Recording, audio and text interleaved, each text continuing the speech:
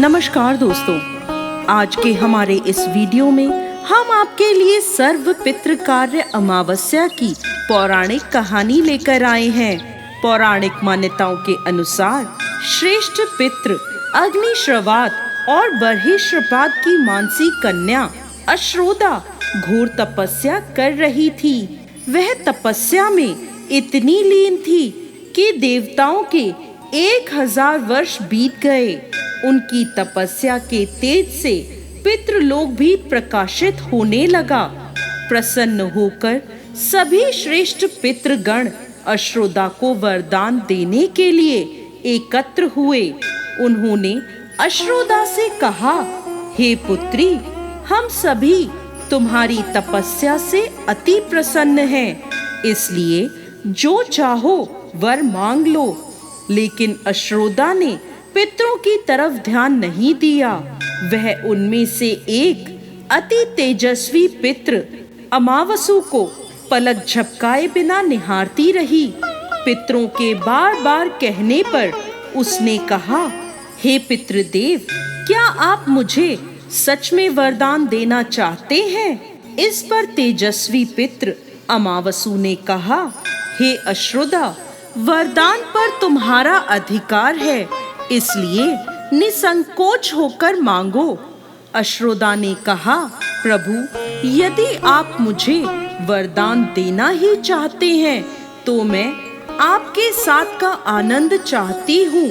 अश्रोदा के इस तरह कहने पर सभी पितृ क्रोधित हो गए। उन्होंने अश्रोदा को श्राप दिया कि वह पितृलोक से पतित होकर पृथ्वी लोक पर जाएगी। पितरों के इस तरह श्राप दिए जाने पर अश्रोदा पितरों के पैरों में गिरकर रोने लगी। इस पर पितरों को दया आ गई।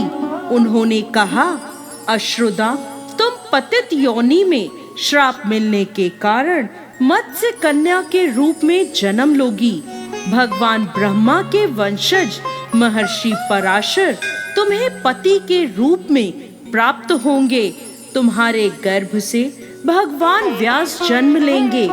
उसके उपरांत भी अन्य दिव्य वंशों में जन्म लेते हुए तुम श्राप मुक्त होकर पुनः पितृलोक में वापस आ जाओगी। पितरों के इस तरह कहे जाने पर अश्रोदा शांत हुई।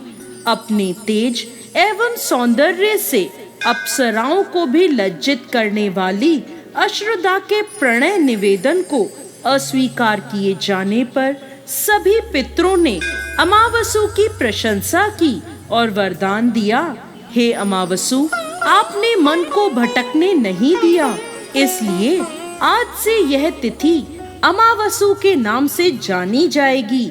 ऐसा कोई भी प्राणी जो वर्ष में कभी भी श्राद्ध तर्पण नहीं करता है, अगर वह इस तिथि पर श्राद्ध करेगा तो उसे सभी तिथियों का पूर्ण फल प्राप्त होगा।